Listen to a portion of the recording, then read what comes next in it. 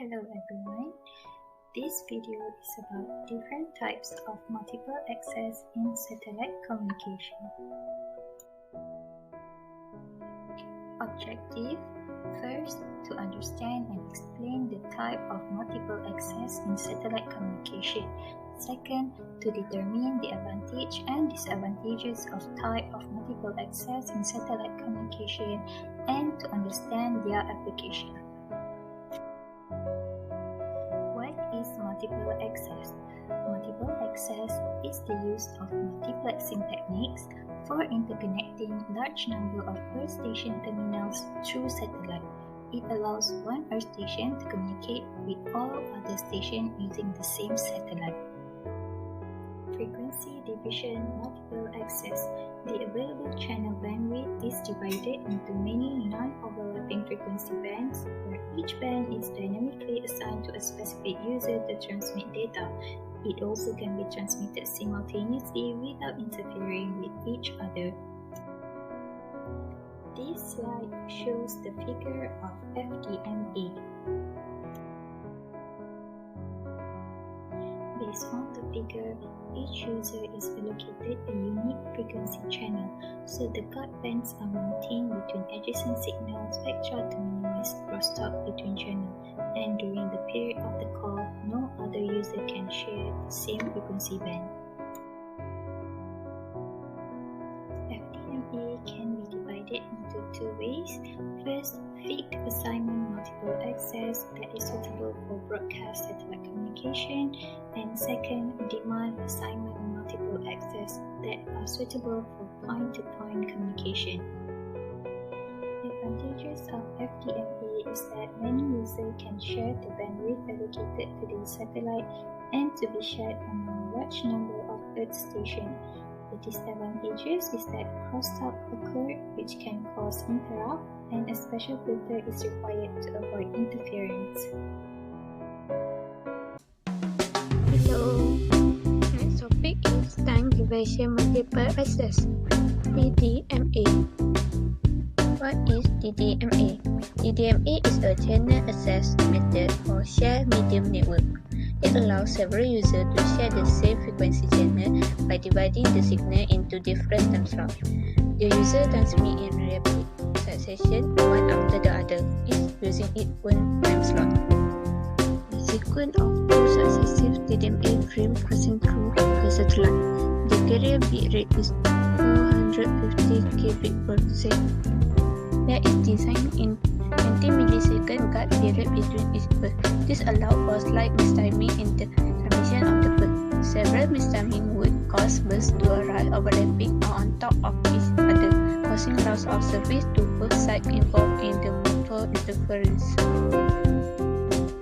TDMA burst format. This represents a burst whose time length may be 180 milliseconds. At the start of the burst, the bit sequence follows a predetermined burst preamble or header designed to help the hub receiver demodulate lock onto the carrier. Preamble. Certain time slots at the beginning of each burst are used to carry timing and synchronizing information. Guard time. Necessary to prevent the two bursts from overlapping, and it varies from burst to burst. Figure of TDMA. Assign a certain time frame to each channel. Within that time frame, the channel can access the entire spectrum memory. Assign certain time slot to a particular channel, but it can also be changed depending upon the load during bursting. That means if a channel is emitting heavy load, then it can be assigned a bigger time slot than the channel which is emitting lighter load. Advantages of TDMA. First, flexible bit rate. Second, no frequency cut band required.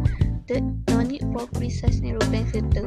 Fourth, the most cost-effective technology for upgrading a current analog system to digital. Disadvantages of TDMA. First, required timing synchronization. Second, demand high peak power on uplink. Application of TDMA. First, used by Western Union in its Vector 3 communication satellite in 1979. Second, compact net radio system and passive optical network (PON)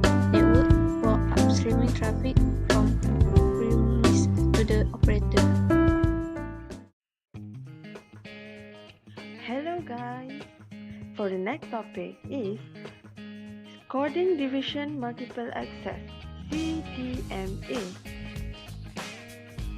CDMA is a scheme where all concerned earth stations simultaneously share the same bandwidth and recognize the signal by various processes such as code identification.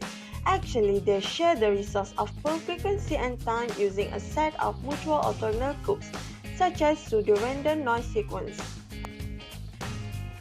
Figure of CDMA.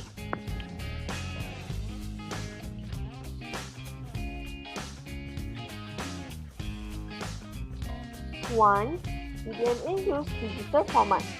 In this, several transmissions take place simultaneously on the same frequency bandwidth.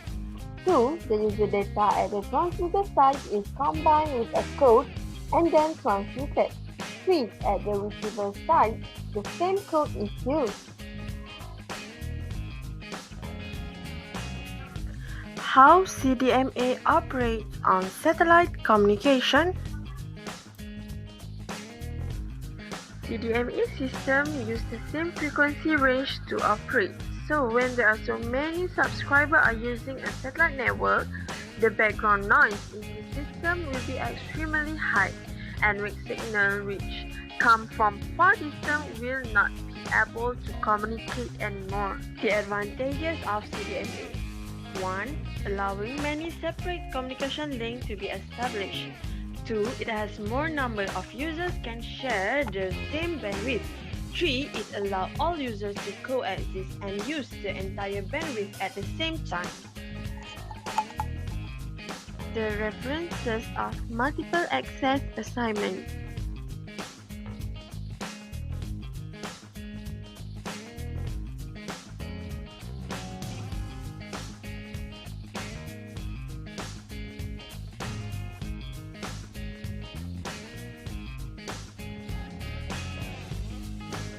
So, that's all from our group.